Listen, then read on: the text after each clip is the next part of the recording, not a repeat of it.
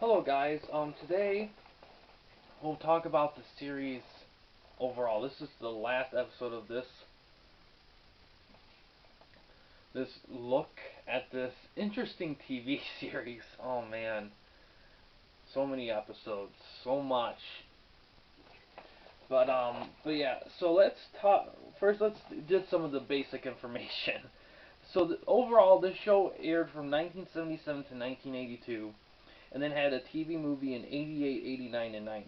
The show itself was rated TV PG.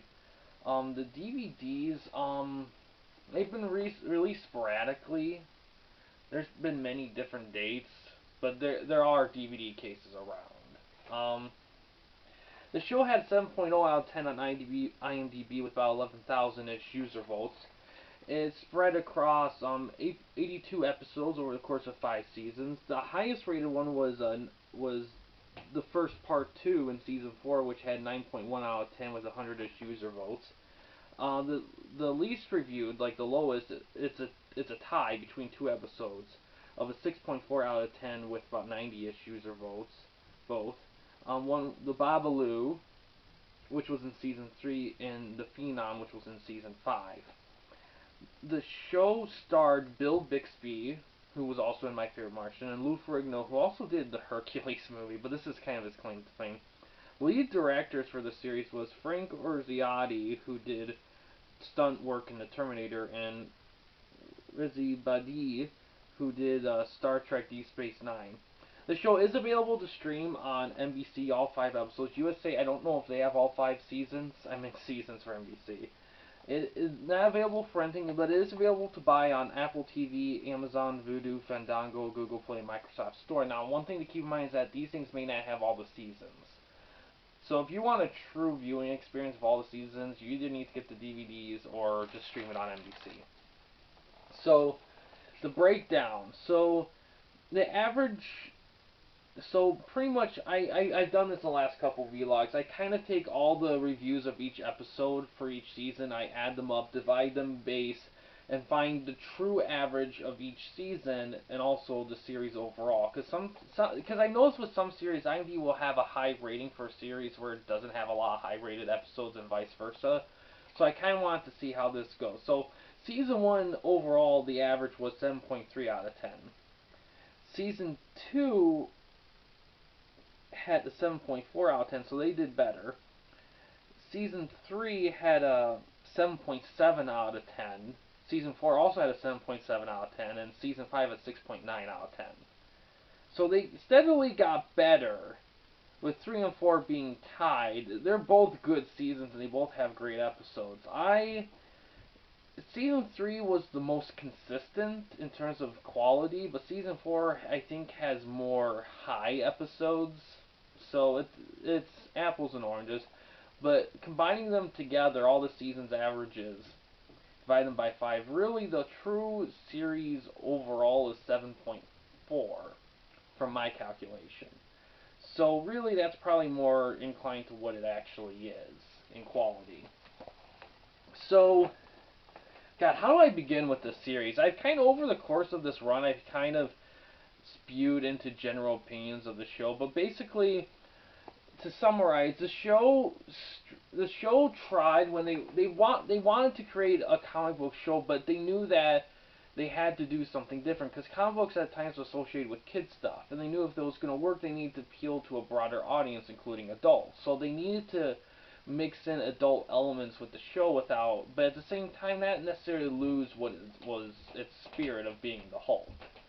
So they went through some weird things like having the name be David instead of Bruce, and that kind of thing. Really, and what happened with the show is the show tried to really analyze human condition. A lot of times mixing in David's dilemma with the Hulk and with that as well, with his challenge, and also the issue with the show, well, really, I think the challenge of the show was trying to keep balance of the Hulk comic book action with the human condition aspect. Now, for the most part, they did it well, but there were episodes where it leaned more towards human condition. And that's when the show kind of lost some steam. In my opinion, the show would have been better if they put more focus on the Hulk and other elements, like an evil Hulk. I mean, there's ways they could have made it more comic booky, but still be about the human condition. And granted, it was the first of its kind, so a lot of times, so they were kind of grasping at straws at times, and you couldn't blame them. It was the first of its kind. I mean, sure, the Superman movie came out in like what, 76 or 78. Actually, a year after the Hulk show. Yeah, the Hulk show might have been really the first big one. But to be honest, the first season was good. Season 2 was better. It had more episodes, a lot of notable ones. The quality, I think, was a little bit higher. But pretty serious. Seasons 3 and 4, like I said, season 3 had a more consistent quality, but season 4 had more episodes that were in a higher range. So they both even out. Season 5 was just kind of a bunch of leftovers. Just leftover small group of episodes that didn't really add up to much. Oh, and the TV movies. How can I forget the TV movies? So basically, um, they came back, and basically they weren't really going for a show.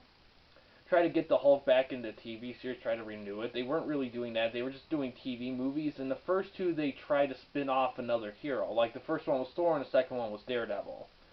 The third one was supposed to be Iron Man and Black Widow, but they ended up cutting Iron Man, and they created a Black Widow-like character, and I hated. That's the one thing about that movie, is that because the Black Widow, she's not called Black Widow or Natasha Romanoff, but she looks and acts just like Black Widow. And it's just like, why can't you just call her Black Widow? If you could have fucking Thor and fucking Daredevil, you could have had fucking Black Widow. But my theory is that at that point, they kind of gave up on trying to spin off another hero, so they just figured out, whatever, it's Black Widow. But what happened was that the third one, The Death of Incredible Hulk, the fourth movie was supposed to be the return or the revenge or the resurrection or whatever of the Incredible Hulk. But due to Bill Bixby's health, in addition to the very low ratings, it did not happen. And this was considered the last one. And damn, it was originally, when the show was originally going to end, the creators were trying to renew it, because even though studios did not like the show, they wanted it to end, they were still getting good reviews and good view counts. So they kind of, but they didn't care. They wanted it done, and creators tried everything, like, oh, just do a few more episodes. Oh, let's conclude with a TV movie or something. But studios didn't want it.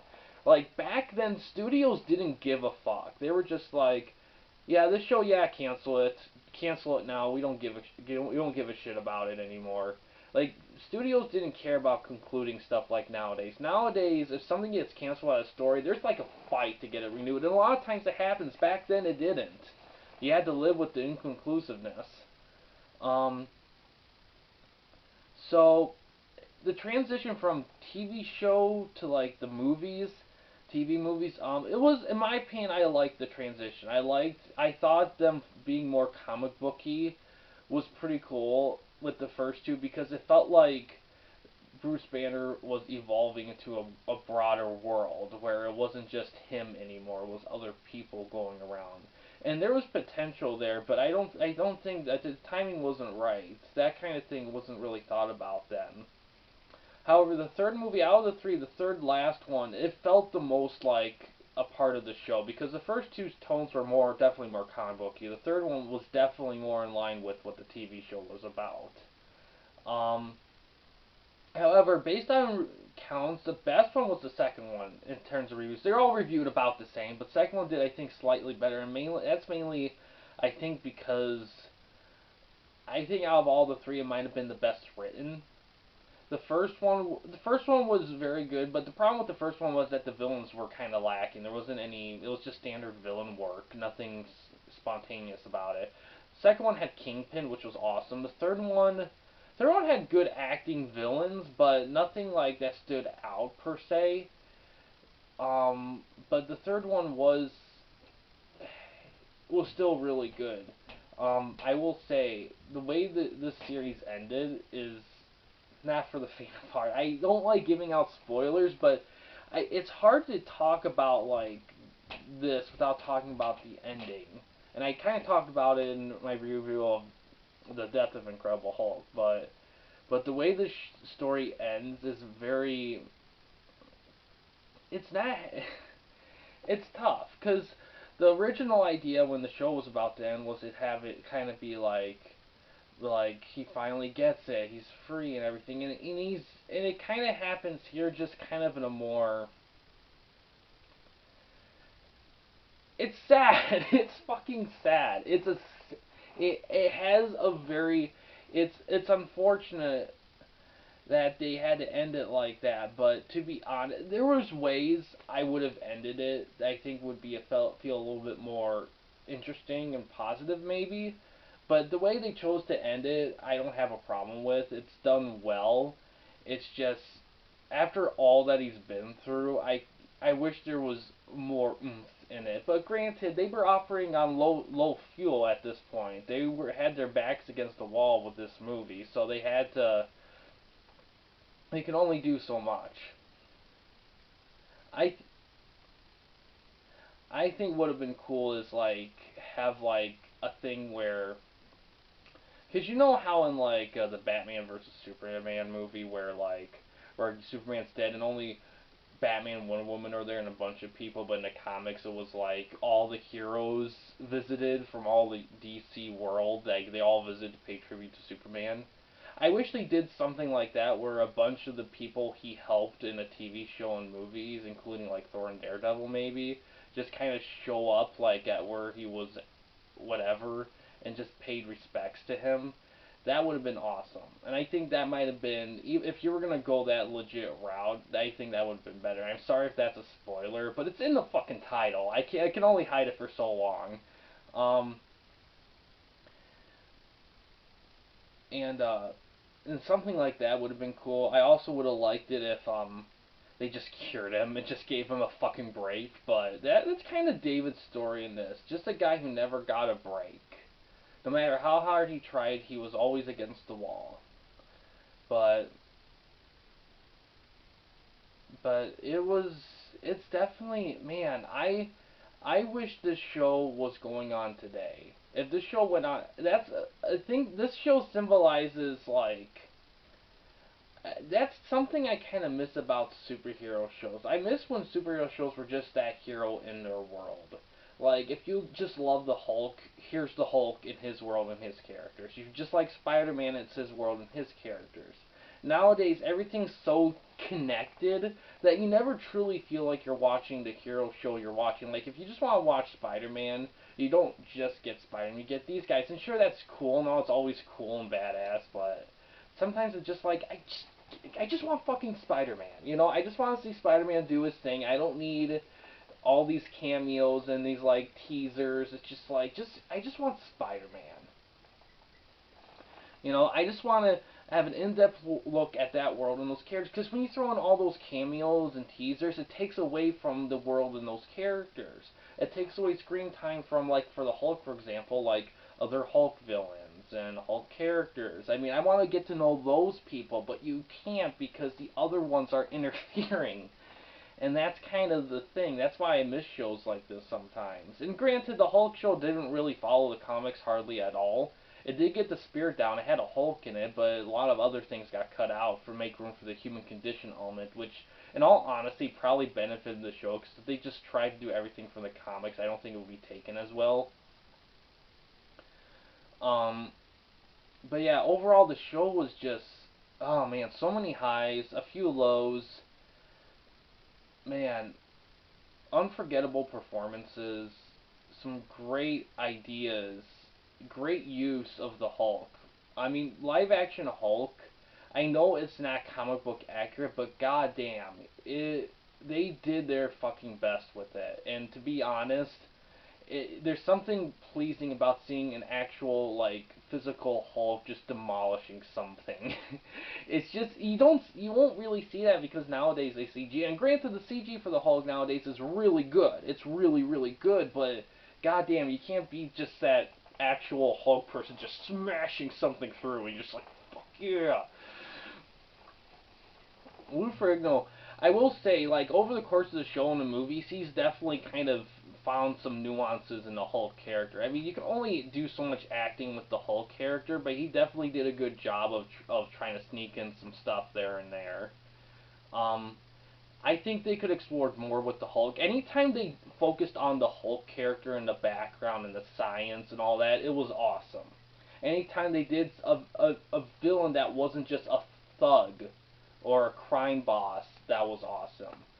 Um, I say I just wish they took a few more chances with the comic book elements, but still mixed in the human elements. A lot of shows do that. Comic book shows and all that do that much better nowadays. But back then, it was the first of its kind. But yeah, that's kind of. I will say, if you're gonna watch this show, watch all the episodes at least once, because there might be an episode or two that isn't a super high rating that you might like. And then after that, if you're gonna do a quick binge through, there's definitely episodes to take note of to watch as opposed to some other ones. Um, that's another character that never really got his due. Jack McGee never got his due either. A lot of characters never really got their break in this show, and it makes me wish. I wouldn't mind seeing a remake of this specific show in this specific format in the future, just to kind of get an idea of how I want.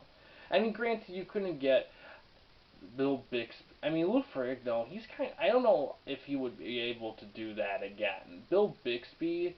I mean, of course, he's passed away, sadly, but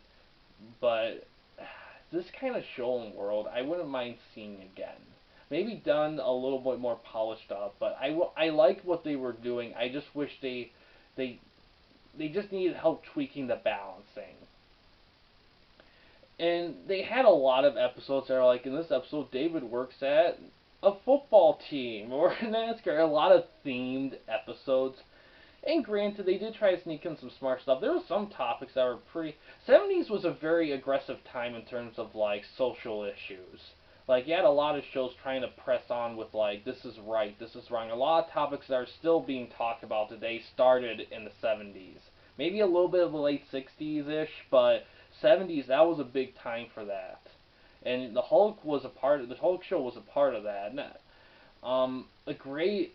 my opinion, one of the great examples of that balancing is the episode of Child in Need, and you can take a little review of that in the playlist. But that one really did a great job of that. But yeah, it's overall some of the this show just had a lot of great moments. I really love this show. Is it perfect? No. Is it my favorite TV show ever? No. And the biggest reason why is because it has one too many weak points. It has more strong points, but there's definitely moments where I'm just like, man, you could have done this, you could have done that, you could have gone this direction. And plus, to be honest, even though it was concluded, I always felt like we kind of got robbed of a couple elements that I think was deserved. And in all honesty, if this kind of show was done now, we would have got those elements. But yeah, I recommend checking out one to see how superheroes started, and the fact there was good superhero shows. I mean, not only this, but Wonder Woman was around during that time too. And Bionic Woman and the $6 Million Man, even though they weren't comic book heroes, they definitely had that vibe to them. They were definitely, and they were created by the same people who did the Hulk show. So he was a busy guy. um, but yeah, it was. I would have loved to see more comic book elements with this show. Anytime they did have like a villain that stood out, I always was excited. Um, a lot of great episodes, a lot of well done episodes, some shitty episodes, a lot of like good, some meh, but overall a memorable viewing experience to say the least. TV movies had a lot of good stuff, just the problem with them was that they were just not at the right time to expand. And the last movie was definitely good, but I would have liked it if the conclusion was really powerful. After watching the whole show and then watching that, it's just like God damn it.